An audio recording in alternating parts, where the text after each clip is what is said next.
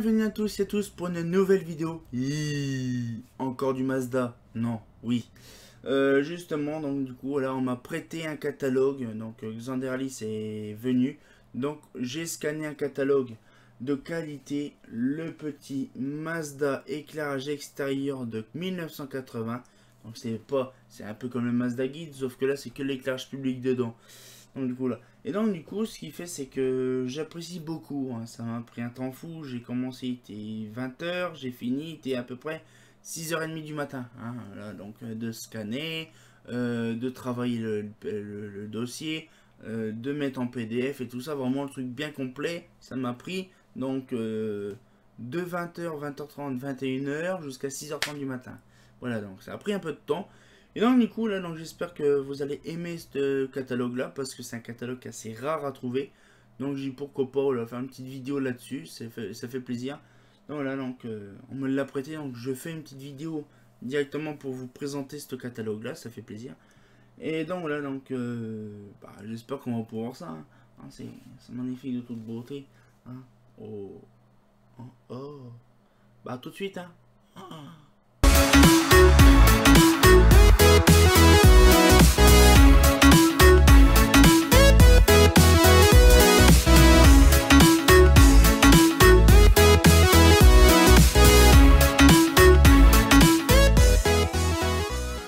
Franchement, un beau catalogue, ça fait hyper plaisir. Donc, à ce moment-là de la vidéo, j'avais même pas fait gaffe que le ventilo était encore ouvert, allumé. Et donc, du coup, pendant toute la vidéo, j'ai pas fait gaffe que ça faisait du bruit. Donc, du coup, excusez-moi pour ce désagrément couru. Donc, je ne ferai plus cette faute-là dans les prochaines vidéos. Donc, voilà, il faisait tellement chaud aussi. Il était 2 h du matin quasiment. Il faisait une trentaine de degrés dans le bureau. Donc du coup j'ai pas pu refroidir un peu tout ça. Donc du coup j'avais mis le ventilo et j'ai complètement zappé d'éteindre le ventilo pour faire la vidéo. Donc j'espère que ça vous allez quand même aimer la vidéo quand même. Suite après ça. Donc voilà, donc excusez-moi pour ce petit désagrément couru. Voilà, mais bonne vidéo. Xanderalis qui est là. Voilà, c'est celui qui m'a prêté le catalogue. Franchement, alors ça fait quand même déjà un temps fou, je crois que c'était en 2012, vous avez vu. Oui, exactement. Parle pas, en fait, depuis 2012 que je rêvais justement de scanner ce catalogue-là. Quand je l'ai découvert, j'étais stupéfait, il y avait des trucs intéressants. Et donc du coup, voilà, donc il y a les solaires, les Stelux, les bioptiques, il y a vraiment tout en couleur, c'est ça qui fait plaisir. Donc du coup, on va pouvoir le découvrir. Alors déjà c'est vrai que la première page je l'ai refaite intégralement parce qu'il y a des petits griffouillages dessus, des petites griffonnades. Donc du coup je l'ai travaillé intégralement, je l'ai retravaillé comme mon Brisou il fait si bien. Donc ça va vraiment un truc bien propre. Voilà, donc impeccable. Donc l'éclairage extérieur. Donc du coup là dessus on va trouver par exemple on va pouvoir découvrir, donc je vous montre là par exemple dessus la coccinelle, la EPA, la Sol 400, la Refractor, la Solaire 125, 250, 251, P, 250, 400, 411, 412 et Stelux 400, Elan Essor 250 et 400, la Biopic, les Cosmolux, la Spacior, les Zebralux, la Rocade, la Corallum. Les lumières d'ambiance, on va trouver également dans ce catalogue là la Lampada, la Takeo, la Pluton, la Luna, la Terre C70, ça c'est vraiment rare à trouver, la Cube, la Lumivoie, la Ciplan, la Bilboquet, les Vénus. Bon après c'est tout ce qui est vraiment Montebello, la Floralie, les Shakers, les Fanny, Dolmen, Menhir. Voilà, après on a l'Elitaflore. Bon après on va passer vraiment, on va faire que l'éclairage vraiment d'ambiance et des fonctionnels. C'est le but de la vidéo justement pour vous montrer l'intégralité. Donc du coup c'est parti. Donc du coup on va pouvoir commencer. Bon là on a toujours le fameux blabla de l'éclairagisme et tout ça. Donc là voilà, donc ils expliquent par exemple les photométries. Bon ça je vais pas refaire des cours là-dessus parce qu'on en a déjà parlé plusieurs fois. Les cours photométriques, donc les luminelles, le candela, le temps de centimètre machin, le degré d'inclinaison, tout ce qui est géospatial, le lumen, le luxe également avec les programmes par défaut pour les stades et compagnie. Donc voilà, c'est un peu le truc de théorie on va dire sur l'éclairage public. Là on a toujours par exemple les fameuses IP, donc IP55 ou je sais pas quoi, tout ça. Ça date de vieux ce truc là en plus, l'adresse, pas l'adresse IP, le code IP, donc l'indice de protection date de vieux. Les luminaires fonctionnels. Alors déjà la coccinelle. Ce qui me paraît bizarre sur cette coccinelle là, elle est chimique. Déjà, première chose, il n'y a pas de crochet. Je sais même pas comment elle tient. Je sais pas comment elle tient. Il y a une couille dans le pâté, je sais pas comment ils ont fait.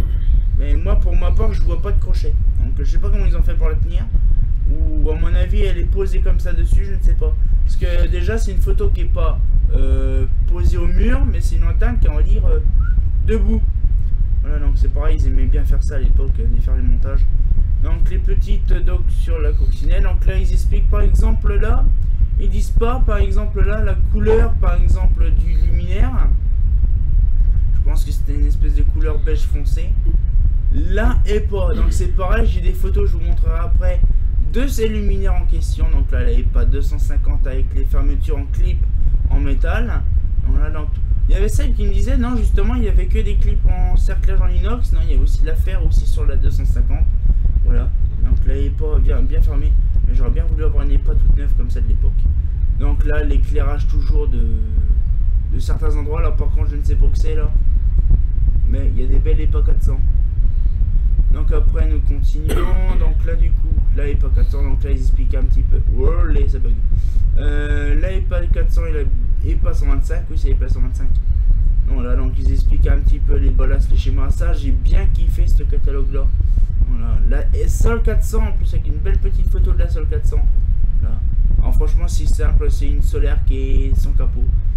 Avec une vasque de solaire et tout, c'est vraiment bien. Est-ce que je peux me permettre une petite réflexion sur la Sol 400, parce que ça c'est la Sol 400P, il y a existé la Sol 400C dans les années 70, donc là dans ce catalogue elle existait déjà plus la Sol 400C.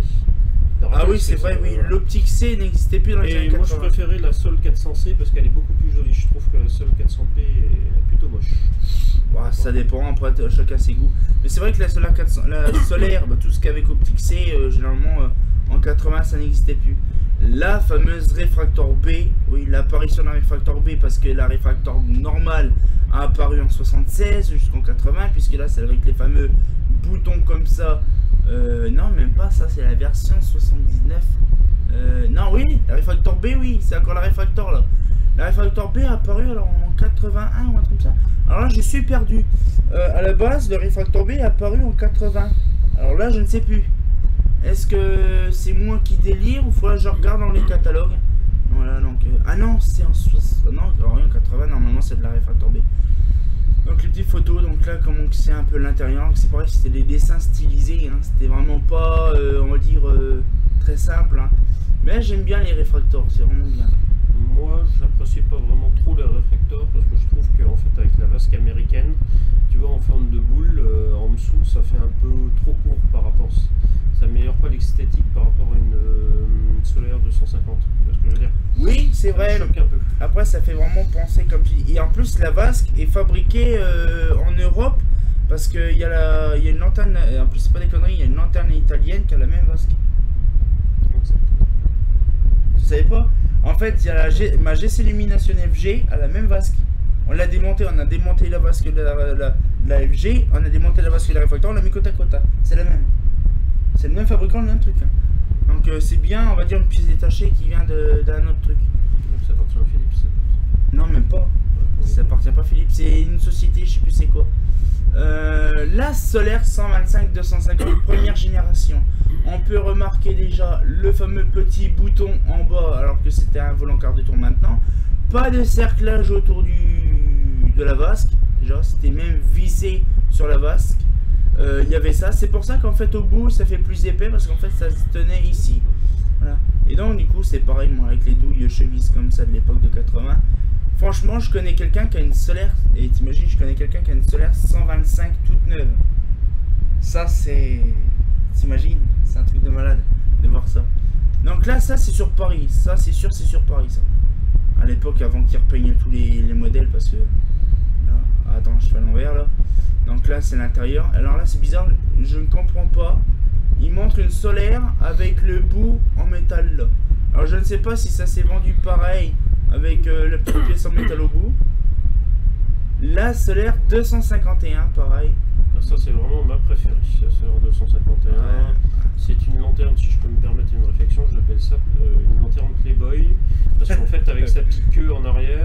son réflecteur complètement différent. C'est un modèle qui se démarque complètement au final de la 250. Ouais, tout à fait, ouais. Et comme elle était importée à Mexico, parce que moi qui suis mexicain, je sais il y en a eu une tonne en compagnie de la Solaire 400, il y en a eu une tonne qui ont été importées à Mexico dans une partie des années 70. Je crois. Ouais. Et on imagine quand même qu'à Mexico, les lanternes sont fermées avec une vasque en verre. Je ne sais pas comment elle fait pour tenir parce que c'est même pas prévu pour à cet effet. Mais il faudra qu'un jour que tu ailles là-bas, tu me ramènes une photo de là-bas. Ouais, je pense. Ouais. Mais franchement, ouais, ça, la Solaire 251, c'est une Solaire qui a été conçue à la base en 250C. C'était une Solaire 250C à la base. Et j'ai vu sur internet qu'il existait des Solaires 250 avec une cale à l'arrière. Oui, c'est un plus-value. Ça, c'est bizarre. C'est, on va dire, esthétique. C'est simplement esthétique en fait. Donc ça doit être extrêmement. Ouais, c'est vraiment, on va dire que c'est extrêmement rare, mais sur le 79, c'est marqué plus-value sur une prolongation arrière. Ça veut pas dire que c'était une fixation verticale pour la 250. Non, ça n'a rien à voir.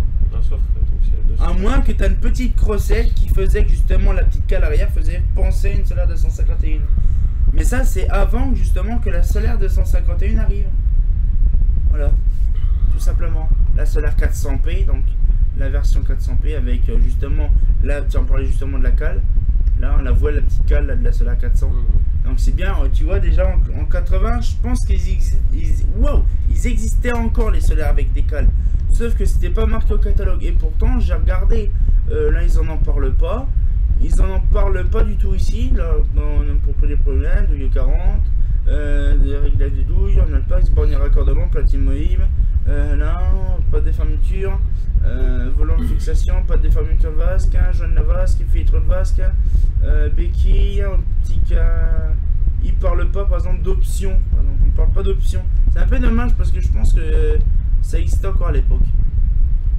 Là, bah si, tiens, il y a un petit peu ça, tu vois, la maintenance, l'installation. J'ai mon truc qui bug, vasque étanche à filtre, la maintenance, accès à système de fixation après, voilà. Je peux me permettre un truc que tu devrais dire aux gens, c'est qu'en fait la version verticale ici, la version verticale, tu as un bitonio qui est prévu dans le plateau en Alpax en plus, mais c'est modulé différemment. Pour la version verticale, pour la fixation verticale. Ouais, justement, j'en ai de ces machins-là et ça se voit, c'est complètement un autre bloc. Et même l'intérieur qui est agencé différemment. C'est vraiment. Et moi, par contre, sur mes solaires, c'est marqué Mazda Progelux dessus. Donc, c'est vraiment une des années 73, un peu, ou 74.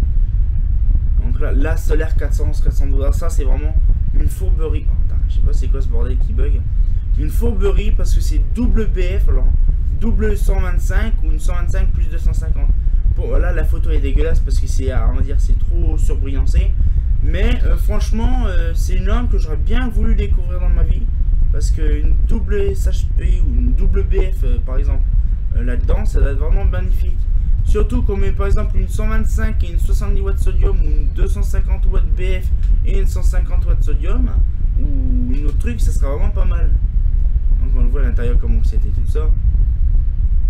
La Solaire 90 n'existait plus. La petite Stelux 400, franchement j'apprécie beaucoup ce luminaire là. Alors c'est pareil, ça je sais pas où ça se situe.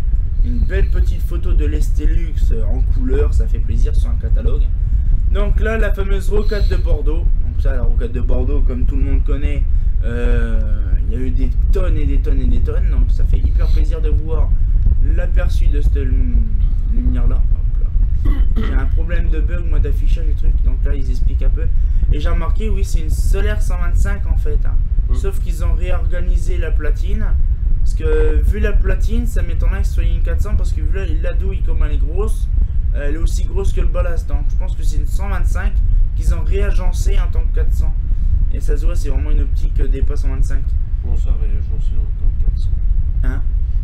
Comment ça réagencé en tant que 400? Non, c'est en fait, ça se voit, ça c'est une Stelux 125, t'es d'accord avec moi? Oui. Ça se voit vu l'optique de la... Ils l'ont pas réagencé. C'est simplement réagencé, c'est ça en fait. Ils ont changé le bloc, parce que le bloc est différent du truc. Parce que si c'était vraiment l'écart de douille d'une 400, la douille serait 2 fois plus petite.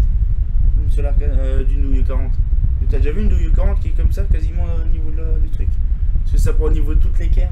Tu vois le truc, ça se voit que c'était du montage, mais bien fait, bien réalisé.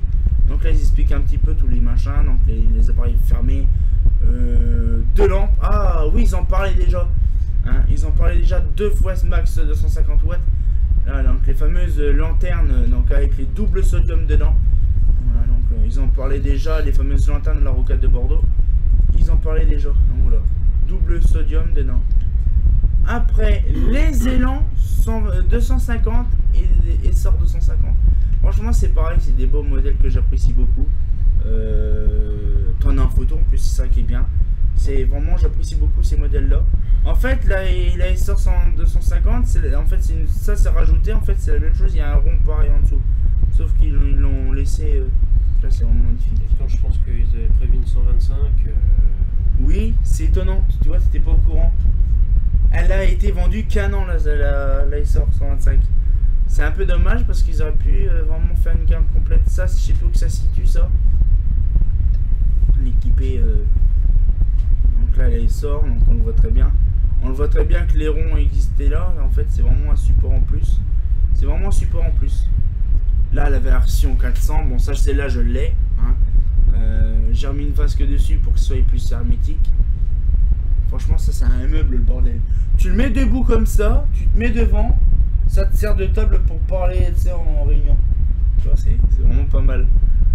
Du coup, là, c'est pas un modèle. Par contre, là, c'est vachement bas. T'as vu le machin comme il est bas? Ah, par contre, ça me fait penser à des vasques de... Ah oui, c'est des vasques solaires. Notez que le réflecteur C avait été proposé sur le type de lanterne, je crois. Attends, je pense que oui, parce que comme elle a été apparue dans les années... Oh, date de quand ces modèles-là? Je crois que c'est 76, puisque ça part en 76. Donc, oui, donc c'est-à-dire que en 76 ou 75, ouais, dans ces coins-là, ben, je crois qu'il y avait la version C, je crois, à l'époque encore. Donc, oui, je pense que c'est possible. Donc là, c'est la 400, donc là, c'est les versions. La bioptique, ah, ça, c'est un modèle que je souhaiterais récupérer à tout prix. La bioptique, c'est un modèle qui est assez volumineux. On le voit, c'est rifté de partout. Mais franchement, sa double optique, même si c'est une double optique de C, franchement, ça serait un miel de récupérer. Non, c'est pas un... ça avait été proposé, mais là, c'est pas une double optique de C, c'est une optique P. Ouais, c'est sûr. Et justement, dans les années 70, hein, je crois que c'était en 76-77, il y avait aussi l'optique C. C'était proposé, voilà. Mais là, sur la photo, c'est une optique P. Ça gagne. Là, on le voit très bien, c'est vraiment l'optique C, tu vois. Parce qu'à l'époque, en fait, ils ont gommé les traits. Parce qu'avant, il y a des traits sur cette photo-là. Bah, franchement, j'adore la bioptique. Et ça, par contre, c'est au niveau de la porte, tu sais, ils existent toujours ceux-là, je crois. C'est quand tu vas de la porte au Nanterre jusqu'à Porte-Maillot. Voilà, et autrefois, ça allait même jusqu'au pied des immeubles. À une époque, ça allait carrément jusqu'au pied des immeubles en traversant le pont sur la Seine. Et à partir du moment où ils ont installé la ligne 1 jusqu'à Esplanade de la Défense, ils en ont enlevé quelques-unes qui sont tombées par terre sur le pont. Ils ont mis des Cosmolux 50 troisième génération avec réflecteur de comète d'LV2R et des COS 40 avec réflecteur de mascotte deuxième génération. Et ils ont mis ça sur le pont. Troisième génération. Non, deuxième parce qu'il y a eu le réflecteur BPA 125 dans la première. Voilà. Il y a eu deux versions parce qu'il y a eu en fait la IPA 125, une deuxième IPA 125 différente parce qu'ils ont modifié 2-3 pièces dessus. Voilà, et puis ils avaient foutu des Schrader OZ aussi, avec quelques lanternes aussi, Schrader en termes de style. Voilà. Il y en avait à Belfort. Oui, je sais, mais j'avais recherché sur internet, sur Google Street View, ça a été enlevé depuis longtemps. Donc les Cosmolux en question, on parlait de Cosmolux. Voilà, les Cosmolux, c'est la deuxième version. Voilà. Et la première pour le type 125, toujours pareil. Et moi j'ai la première version, ça c'est la deuxième. Et moi je dois avoir la deuxième version. Donc de la COS 40 ? De la COS 40, ouais. Avec le réflecteur de mascotte ? Non, de celle-là. Oui, c'est la 125. La deuxième version, c'est un réflecteur de mascotte. De Philips mascotte dedans. Et ça, moi, ça, la 50, j'ai la première version. Celle qui est penchée, tu sais. Oui, je sais. Il y en avait à Montparnasse sur le parvis au niveau de la tour Montparnasse en hauteur. Il y en avait même devant la gare Montparnasse. Il y avait un manège et il y en avait deux avec le réflecteur penché. Ils les ont enlevés parce qu'ils ont renouvelé la place après. Et là, c'est pareil, celui-là, c'était vraiment pas mal. La Cosmolux 60p et. Ça j'en ai, ça c'est bien. Ça existait avec le réflecteur C. Oui, tout à fait, tout à fait. J'en avais vu à Barentin en Normandie. Voilà. La Spatior 60. La Spatior 60 c'est pareil. Franchement c'est des beaux modèles, j'apprécie. Il y en a sur Ethernet, tu les as vus. Donc voilà, donc c'est vraiment pas mal. Bon là, par contre la plupart ils sont déjà dégagés. Ça par contre ça ne s'est pas vendu en réflecteur C. Parce que c'est apparu trop tard, on va dire. Ça part en 79. Donc c'est un peu dommage. Déjà quand ils ont fait le dessin, ils ont un peu merdé sur le dessin. Déjà tu vois, c'était fait à l'arrache. Ils ont pas eu le temps de prendre le temps de faire ça. La Zebralux, alors ça pareil, j'en ai jamais vu de Zebralux. Je sais pas si toi de ton côté t'en as déjà vu sur Paris. Remplacé par le cycle en P. Ouais. Oui, qui apparaît appelé le cycle en P, ouais. Bah écoute, je vais te laisser continuer à présenter le catalogue parce que ça c'est pas mon domaine au niveau du restant des éclairages. Moi c'est plutôt de l'éclairage fonctionnel de rue. Ok, merci. Voilà. Bon allez, à tout à l'heure. Je vous salue à tous et j'espère que vous apprécierez ce catalogue que j'ai eu le plaisir à partager, que j'ai trouvé avec un grand hasard sur internet, sur eBay, voilà. Qui effectivement est absolument rare. Et ça fait plaisir parce que je vous le fais partager, voilà. Donc il sera disponible et tout ça, il n'y a pas de souci. Et c'est pas la peine de le chercher en papier, vous le trouverez pas. Hein. Allez, bonne soirée, pas de souci. Donc du coup voilà, donc la petite rocade, alors là c'est la rocade, c'est The Luminaire de la rocade de Bordeaux. Putain, je suis perdu avec la rocade de Bordeaux, moi. La rocade de Lyon. Oui, parce que justement, là, actuellement, ce qu'on voit ici, c'est Lyon Centre, rive gauche. Donc là, c'est vraiment la rocade de Lyon. On le voit très bien avec mes petits poteaux de l'époque que je connais très bien. Je sais même pas s'ils sont toujours là-haut en plus, les poteaux. Ça fait déjà 2 ans que j'ai pas foutu les pieds là-bas. Voilà, donc avec des petites soles là. C'est la première fois que je les fais en gros plan celle-là. Ah ouais, c'est vraiment bien Lyon ça, hein, ça se voit. Hein. Donc la fameuse rocade, voilà, donc qui date des années 80. Donc on sait que la rocade date de 80, les fameuses rocades.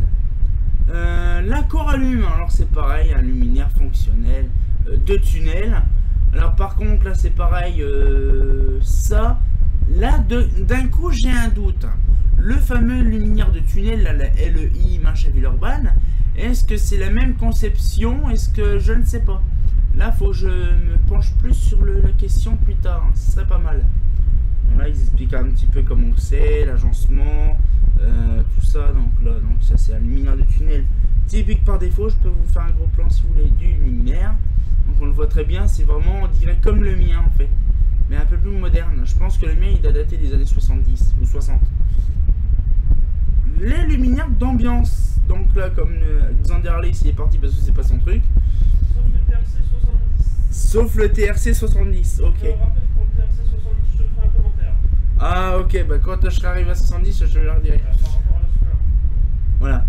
Alors du coup, voilà, donc la lampada, donc pas la musique lambada, hein, non. La lampada, donc là, apparemment, il la vendait comme ça en orange. C'était étonnant, ça va être joli, ça va être mignon. Voilà, donc une nouvelle doc, donc du coup ça m'a permis de mettre ça sur mon inventaire, donc sur mon fichier descriptif et données techniques. Oui, j'ai fait une petite mise à jour entre deux de ces catalogues là, donc franchement ça fait plaisir. La Pluton, joli comme tout, regardez, oh c'est mignon, regardez, c'est avec un beau petit jaune canari. La Luna également, une belle petite photo de la Luna, ça c'est vraiment, j'apprécie. La TRC, oui tu peux revenir, la TRC 70. Franchement, c'est un modèle que j'ai jamais vu, mais la TRC, franchement, là, ça on dirait vraiment un semi-cône, un cône avec une branche et tout sur le côté, quoi. C'est vraiment pas mal, quoi. C'est vraiment un truc de malade. Et donc, du coup, ils expliquent un petit peu le truc. Ah, te revoilà. Voilà, justement, je voulais faire une réflexion par rapport à ça. Le réflecteur de ce modèle a été réutilisé par la Philips mascotte de taille. C'est quoi la taille petite La Scola? Non, c'est la Philips Ascola de petite taille. C'est quoi? C'est la 10. La 10 a le même réflecteur. Voilà. Ouais. Bah après, c'est sûr qu'il faut dire qu'à l'époque, on va dire les années 80, Mazda et Philips c'était déjà en kiff-kiff bourricot déjà. Par exemple, la Cyplan, la Philips Planet aussi. Je sais pas si tu connais, la Philips Planet, c'est la même chose que Cyplan. En fait, dans les années 80, ils ont fait beaucoup de modèles différents et beaucoup pareils. Par exemple, ils ont quand même aussi conçu une Roissy 10 avec optique de ça. Une optique de ça, de TRC. Je savais pas ça. Ah oui, j'ai les photos pour le prouver. La Roissy 10, parce que moi je sais que la Roissy 10 ou Roissy 11, je ne sais plus, mais je sais que c'est un modèle avec cette optique là. Mais elle a eu aussi l'optique comme la Marina 10. Oui, ça c'est le grand classique. Voilà. Mais elle a eu, pour un certain temps donné, l'optique de ça. D'accord. Et c'est l'optique aussi de la coccinelle, ça, non? Tu m'as dit. Oui, et à la base, c'est l'optique de coccinelle, tout simplement. Et comment t'es sûr que c'est l'optique de coccinelle? En fait, ça se voit tout de suite. Hein. Là, j'ai pas la photo de la coccinelle à côté, mais c'est vraiment la même optique, hein, je peux te le dire. Parce qu'en fait, il y a quelqu'un qui la prend en photo, et c'est la même optique. Hein. Et c'est quand même bizarre que la TRC 70 c'est apparu en même temps que la coccinelle. Donc ça laisse un peu à confusion, le truc. Donc je pense que c'est la même optique, sauf qu'ils ont... La coccinelle, c'est un luminaire qui est pas assujetti à un carénage. Par contre, là, celle-là, elle est carénée. Il est plus moderne. Voilà. C'est un petit peu le truc. Tu vois, il y a... Ouais, et en plus, ça a une couleur de tête. Et t'as vu, ça fait un peu marron comme la coccinelle. Donc tu vois, il y a des petits trucs comme ça qui fait que... C'est pas vraiment... Personnellement, c'est pas vraiment un modèle que j'apprécie. Je le trouve plutôt moche. Enfin, ouais. Je suis pas fan. Ouais. Non, voilà. Donc on va passer à la suite. Hein. Bah... Salut. Ouais. Ah, la cube. La cube. Ah, ça, franchement, ça fait plaisir d'en voir. Alors, bien sûr, à l'époque, il y a une personne qui me disait: ah, c'est une Cosmolux complètement diffusante de partout. Non, c'est une cube. Voilà, donc c'est vraiment pas mal. J'en ai une cube, ça fait plaisir. La Lumivoix 4, il restait plus que ça à l'époque comme Lumivoix, que celle-là. Avant, il y en avait plein, c'est normal, c'était Progelux, mais bon. Voilà, donc c'est un luminaire typique de Progelux. La fameuse Cyplan, on en a parlé tout à l'heure par rapport à la Zebralux. La Cyplan, en fait, arrivait en même temps. Et donc, du coup, ce qui fait, c'est que là, on a, on va dire, je vais remettre là le truc bien comme il faut. Voilà. Hop là. Si je puis me permettre un commentaire, c'est la première génération avec un réflecteur Dépa. EPA 250. Voilà, ouais, c'est tout à fait ça. Et après, ça a été celui De la solaire 251. non, ça c'est la Cyclone 400. Après, il y a eu le Comet. réflecteur de la Comet. Pas LV2R, mais normal. Ouais. Voilà. Donc franchement, la Cyplan, il y a eu la Cyplan P, la Cyplan U, la Cyplan 400, il y a eu pas mal de Cyplans. Et j'en ai connu des Cyplans comme ça, je ne sais plus où, mais il y en avait. Et non, voilà, donc après ils ont connu la Cyplan, donc la passage piéton, c'était vraiment... Attendez, je vais retourner un peu. Voilà, regardez un petit peu le modèle. La Cyclone passage piéton, c'est la Cyclone P. La Cyplan P pour passage piéton, je te remercie. Qui a remplacé la Zebralux. Ouais. Donc du coup la bulle bokeh, là, donc c'est pareil, la bulle bokeh c'est un truc qu'on connaît. La Vénus en couleur comme il faut, ça fait plaisir. Donc c'est pareil, on pouvait ajouter dedans des MAVD, normalement c'est marqué des MAVD 125. Appareillage, support, est-ce que c'est marqué MAVD? Oui, voilà.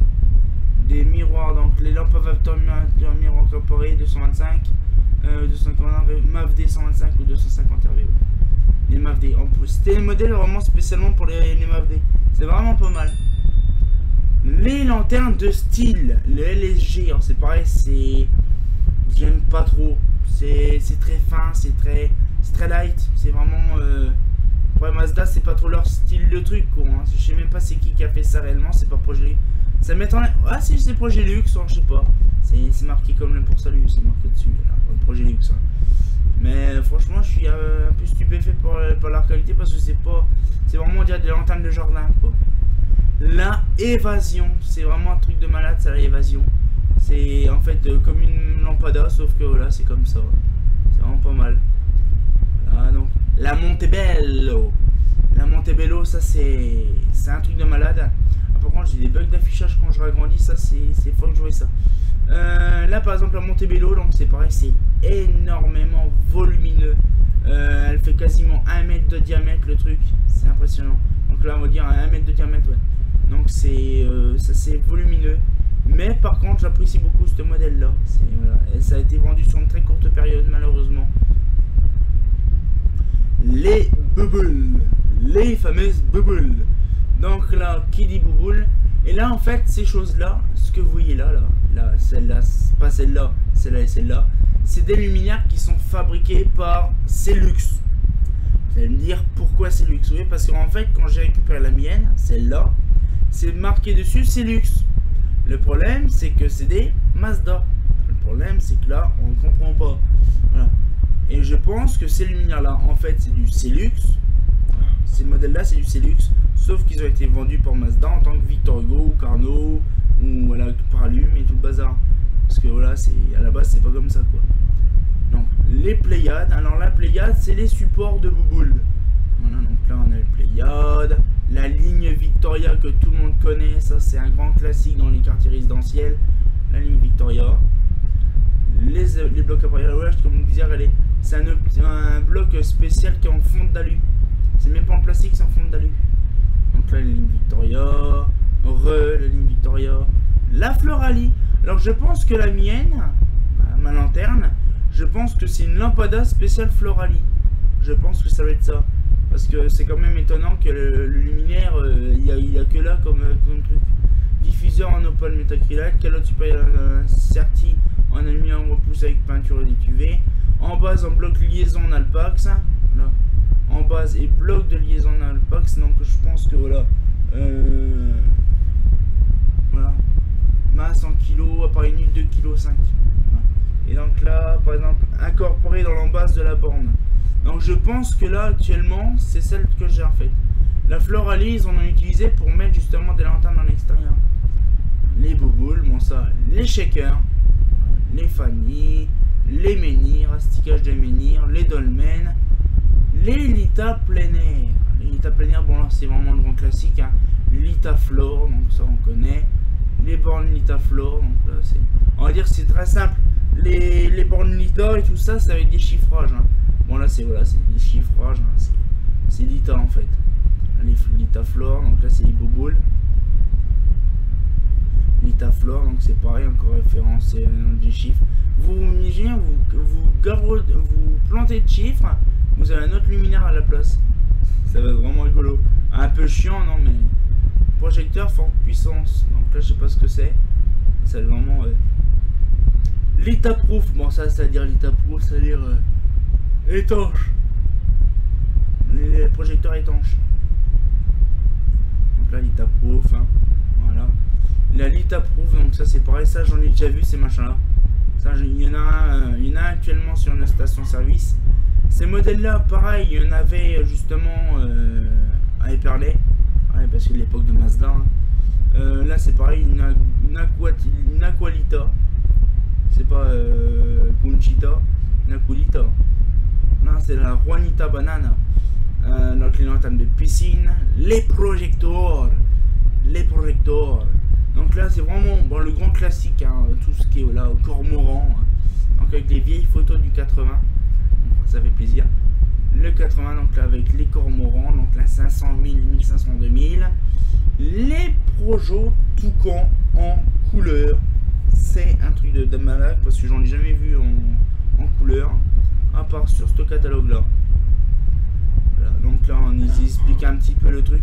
Alors apparemment c'était un cerclage en plastique, en polyester, mais j'ai jamais vu réellement de projet comme ça. Ou en aluminium profilé. Non, voilà, donc la tout grand T2, hop, voilà, on a la tout grand T3, T4, voilà, c'est pareil, des belles photos. Donc voilà, donc on explique un petit peu le flux lumineux, tout grand T4, voilà. Et là, on va passer à la PMI 5000B. Quand on imagine la taille de la lampe, alors déjà le luminaire, je sais plus il fait combien de mètres, mais la lampe, elle fait je sais plus combien de centimètres. Et c'est une douille qui est vraiment différente de la normale. C'est pas une douille 40. Et c'est vraiment what the fuck, parce que je sais pas, ça a vraiment une quelle gueule cette lampe là. Et on dirait une télé. Et là actuellement le truc il fait quasiment 80 cm le truc. C'est un truc de malade, on n'imagine pas la chose. 80 cm. Donc là c'est éclairé. Donc les Wadlight, alors ça les Wadlight c'est connu. C'est les fameux projecteurs étanches d'éclairage extérieur justement, comme pour les trucs maritimes et tout ça. Voilà, donc ça j'apprécie beaucoup. Là c'est une sodium 1000 watts, ça se voit. Donc les projecteurs Lita, les Wadlight, donc un petit peu de tout, Wadlight. L'éclairage des tunnels, ça fait hyper plaisir. Là c'est le gros format, là c'est le gros format, le petit, le moyen, le gros format. J'imagine pas le truc, ça doit être à mon avis du gris martelé ce truc là. On n'imagine pas l'iodium 2000 watts là-dedans. Ça doit être un truc de malade. Et on voit en fait là-dessus, je recule. C'est pas en fait, c'est pas la carcasse qui est là en fait. C'est en fait un simple réflecteur qui est mis à l'extérieur. Voilà. Donc en fait c'est la coque, le réflecteur et le verre. Voilà. Donc en fait ça veut dire que le réflecteur il est désolidarisé du truc. Et franchement c'est vraiment pas mal quoi, c'est vraiment bien pensé. Et donc on peut mettre là-dessus des BF 2000 watts là-dedans. Des BF 2000 watts. Mais c'est plus prévu, je pense, c'est prévu je crois, jusqu'à MAF 1000 watts. Voilà. MAF 1000 watts, ben la 2000 watts n'existait plus. MAH TP22, donc la 2000 watts. Ah oui, quand même, pas mal. Hello. Donc la MAH, donc là en fait je suis en train de remarquer qu'on pouvait mettre de la MAH, de la MAF par contre 400 et 700, on pouvait mettre de la BF 1000, ah ouais quand même. Ça ne devait pas rigoler à l'époque la BF 1000. Donc là, bon après là c'est tout ce qui est technique d'utilisation pour les stations, donc les sports, les terrains de foot, les terrains de tennis, les terrains de volley, les terrains de basket, un petit peu tout ça. Donc là ça explique vraiment le dossier en question. Voilà, donc là c'est les accessoires et on va arriver à la fin du catalogue. Voilà. Voilà donc là c'est les accessoires, donc les candélabres. Bon là je vais pas faire l'apologie des candélabres parce que ça nous intéresse pas. Mais vraiment ces candélabres qui étaient de chez Progilux. Voilà donc c'était à l'époque avant que Progilux arrête les morts. Même Mazda, je crois que Mazda arrêtait les morts. Oh, je sais que les mâts je crois qu'ils n'existaient plus chez Mazda. Voilà donc les accessoires, les ferrures, voilà donc les cerclages et tout ça. Les mâts couronnes mobiles, donc c'était à l'époque les couronnes mobiles. Voilà, les couronnes mobiles encore. Les mâts. Et nous, ce qu'on a éperné, c'est ces modèles-là. Voilà. On a ces machins-là, nous, à éperner. Et c'est une herse, voilà. Donc là, paf, ils expliquent un petit peu les sources. Ah, j'ai vu les sources. Ah, voilà. L'incandescente, les mercures. Donc là, ils expliquent un peu le culot, le flux lumineux. Voilà. Par exemple, une 125, c'était 6300 lumens, c'est à peu près ça. Voilà.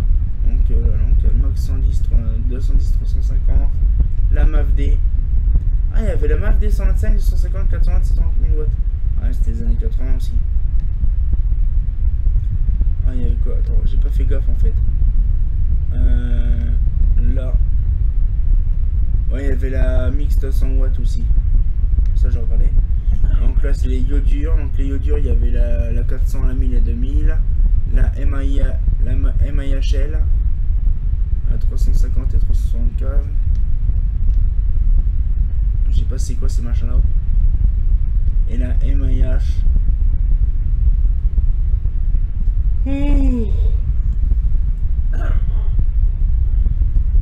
Ah, c'est simplement pour dire qu'elle est en multiposition. D'accord. Toute position en fait. Ah ouais, d'accord. Et il y avait la 2000B. Ok. Et la 5000 qu'on connaît. Par contre, ça va être un truc de malade de voir ça. 480 000 lumens. Mais ça devait être un truc, un four, bordel, ça devait être un soleil. Ça devait vraiment éclairer comme un soleil. Par contre, j'ose pas imaginer le poids du ballast. Le poids du ballast, ça devait être un truc de malade. Donc là, c'est quoi? Les appareillages séparés. Donc là, paf. Ah merde, ils mettent pas le poids. C'est dommage. Là, je comprends. En fait, là, j'ai beaucoup de bugs en ce moment.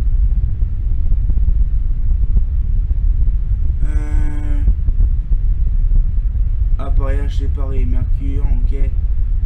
Là, donc là, c'est les caractéristiques. Ah, d'accord. Et non! What? 40 kilos pour un ballast? Ah oui!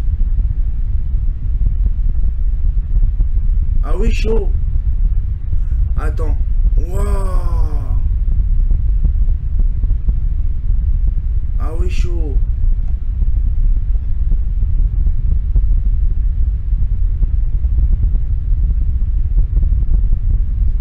Ah ouais!